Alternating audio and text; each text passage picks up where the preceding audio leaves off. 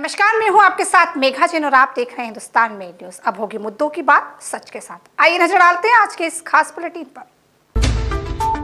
Mobile पर order लेकर drugs supply करने वाले आरोपी को गिरफ्तार किया गया है। पुलिस ने 32 ग्राम ड्रग्स की बरामद की है। दरअसल हीरानगर पुलिस को मुखबिर से सूचना मिली थी कि एक युवक ड्रग्स की सप्लाई करने की फिराक में कनकेश्वरी ग्राउंड में घूम रहा है। इसके बाद मुखबिर की सूचना पर हीरानगर पुलिस ने कार्रवाई करते हुए आरोपी आकाश उर्फ बीडी को गिरफ्तार किया है।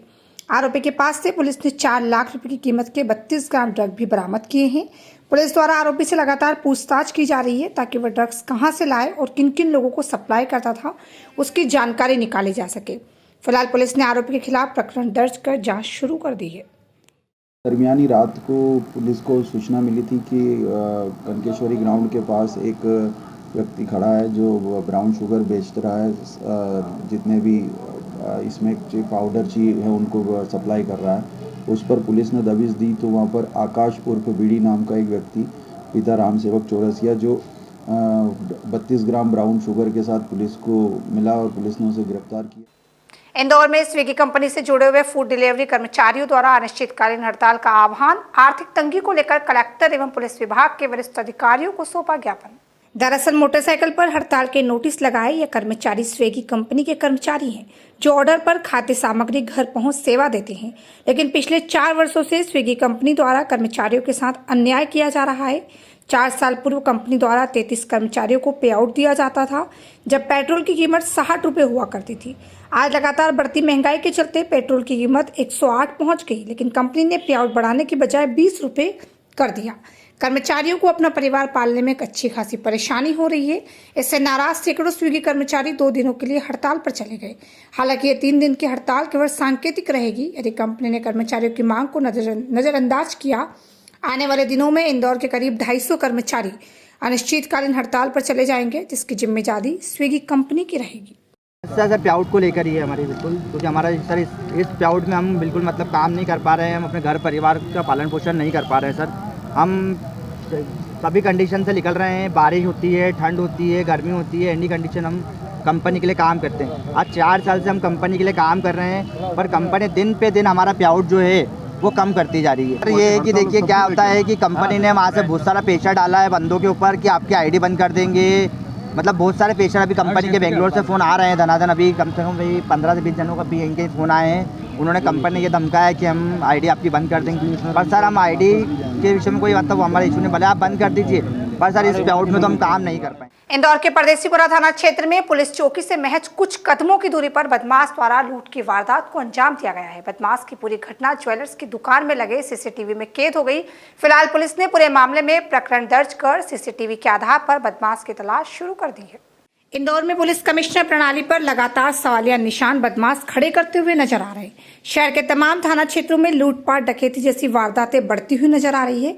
ऐसा एक ताजा मामला परदेसीपुरा थाना क्षेत्र के पुलिस चौकी से महज कुछ कदमों की दूरी पर बदमाश द्वारा ज्वेलर्स की दुकान से हजारों रुपए के सोने के जेवरात लेकर फरार हो गया। ज्वेलर्स की दुकान में लगे सीसीटीवी में बदमाश की पूरी घटना कैद हो गई।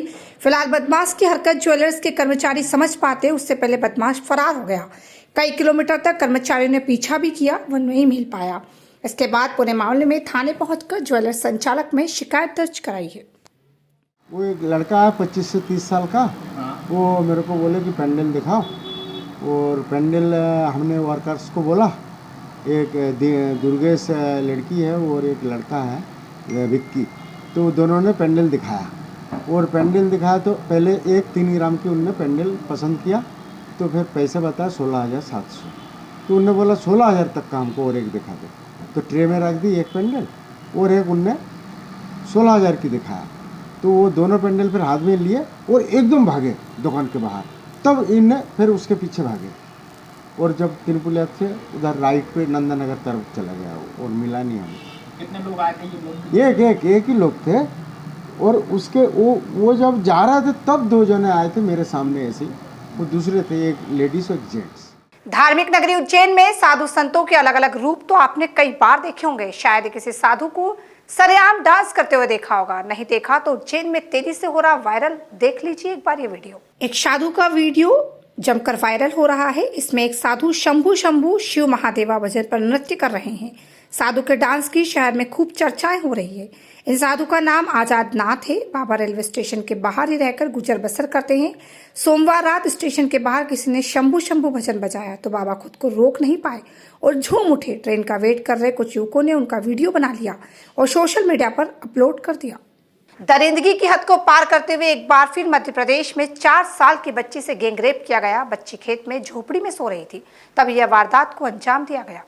यह घटना खंडवा शहर से सटे जसवाड़ी के एक गांव की है। खंडवा के शहर में घर में सो रही 4 साल की बच्ची का अपहरण कर उसके साथ गैंगरेप का मामला सामने आया है। वारदात के बाद हत्या करने के इरादे से आरोपियों ने उसका गला घोटा। बच्ची के बेहोश होने पर उसे मरा समझकर घर से 1.5 किलोमीटर दूर झाड़ियों में फेंक गए। शक के आधार पर पुलिस ने आरोपी युवक को पकड़ लिया है। बच्चे के संबंध में पूछताछ की तो वह कहने लगा कि उसे मारकर फेंक दिया है। पुलिस आरोपी को साथ लेकर बच्ची को ढूंढने निकली। आरोपियों के बताए अनुसार झाड़ियों को हटाया तो बच्ची अर्धनग्न हालत में पड़ी मिली। वह हिलडुल रही थी। उसकी सांसें चलती देख उसे तत्काल जिला अस्पताल लाया गया, जहां उसका इलाज शुरू करवाया गया। यहां से इंदौर रेफर कर दिया गया है। उसकी हालत स्थिर बनी हुई है। कांग्रेस नेता राहुल गांधी की भारत जोड़ो यात्रा एमपी में दस्तक देने जा रही है। यात्रा एमपी से कई शहरों से गुजरेगी। तमाम शहरों में यात्रा की तैयारियां की जा रही है। लोगों के रुकने, खाने, ट्रांसपोर्ट सहित कई व्यवस्थाओं की जिम्मेदारी कांग्रेस नेताओं को सौंप दी गई है। राहुल गांधी की भारत जोड़ो यात्रा उज्जैन महाकाल की नगरी भी जाएगी। यह राहुल गांधी बाबा महाकाल के दर्शन करेंगे और जनसभा को संबोधित भी करेंगे।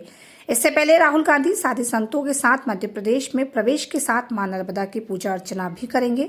20 नवंबर को भारत जोड़ो यात्रा शाम को बुरहानपुर के बोडरली गांव पहुंचेगी। 21 नवंबर को भारत जोड़ो यात्रा का आगाज एमपी की धरती पर होगा। राहुल गांधी की भारत जोड़ो यात्रा इंदौर जिले में 3 दिन रहेगी, जबकि प्रदेश में 13 दिन तक रहेगी। इंदौर में अपने खेत पर जाने को नाला पार करने के लिए किसान ने रस्सी का पुल बनाया और उसकी मौत की वजह बन गया। नाले पर बनाया पुल पार करते समय रस्सी हाथ से छूट गई, जिससे उसकी मौत हो गई। खेत पार करते समय युवक ने बनाया था पुल और बह गया। उसे घायल अवस्था में उपचार के लिए एमवाय अस्पताल लाए, लेकिन चोट गंभीर होने से डॉक्टर उसकी जान नहीं बचा सके। किसान और उसका परिवार कई सालों से रस्सी के इस पुल का उपयोग कर रहे हैं। इंदौर के नजदीक शिप्रा पुलिस के मुताबिक घटना सलोटिया ग्राम की है। यहाँ रहने वाले प्रेम नारायण उम्र 45 वर्ष पुत्र नगजी राम अपने खेत से शाम को नाला पार कर वापस घर लौट रहे थे। तभी उनका हाथ ऊपर की रस्सी से छूटा और वह नीचे पानी में आ गिरे। वहां से गुजर रहे दूसरे किसानों ने हादसा देखा तो उन्हें पानी से निकालकर अस्पताल पहुंचाया, जहां डॉक्टरों ने उन्हें मृत घोषित कर दिया। मजबूरी ये है कि सब हमारा जो खेती का मेन रास्ता है, ये करीब दूसरे अगर रास्ते जाते तो करीब 6 किलोमीटर दूर पड़ता है और पुलिया बनते तो आज हमारे साथ में जो घटना घटी इधर से जाना पड़ता मजबूर। ये करीब 10 से 15-20 साल हो गए। कितना गहरा नाला है ये करीब 10-15 फीट गहरा है। क्या ये शिप्रा नदी में सम्मिलित होता है? हाँ, ये नाला शिप्रा नदी। जनप्रतिनिधियों क्या कहना है? जनप्रतिनिधियों को हमने आवेदन दिया है, आश्वासन भी दिया, पर अभी तक कोई समस्या ये था पुलिया के निर्माण के लिए कि भाई इससे पहले कोई हादसा हो चुका है? इससे पहले एक राजस्थानी भेड़ बकरी वाला था, वो शांत हो गया है और आए दिन हो सकता है जनहानि और बढ़ सकती है। गुजरात में ब्रिज हादसे के 2 दिन बाद प्रधानमंत्री नरेंद्र मोदी मोरबी पहुंचे हैं। वे यहां के सिविल अस्पताल में घायलों से मिले, घटना वाली जगह पर पहुंचे और मच्छू नदी पर टूटे ब्रिज का मुआयना भी किया। पीएम हादसे में जान गंवाने वालों के परिजन से भी मिलेंगे मोदी। मोरबी में 30 अक्टूबर की शाम हुए पुल हादसे में अब तक 135 शव बरामद हुए हैं। अस्पताल परिसर में उन्होंने राहत और बचाव कार्य में लगी सेना, एनडीआरएफ, एसडीआरएफ की टीमों और स्थानीय लोगों से भी मुलाकात की। हादसे के तीसरे दिन मंगलवार को नेवी और एनडीआरएफ की टीमों ने एक बार फिर मच्छू नदी में शवों की तलाश शुरू कर दी है। गुजरात में बुधवार को 1 दिन का राजकीय शोक भी घोषित किया गया है। तो फिलहाल खबरों में इतना ही। देखते रहिए हिंदुस्तान मेल न्यूज। चैनल को लाइक करना, शेयर करना, सब्सक्राइब करना बिल्कुल ना भूलें।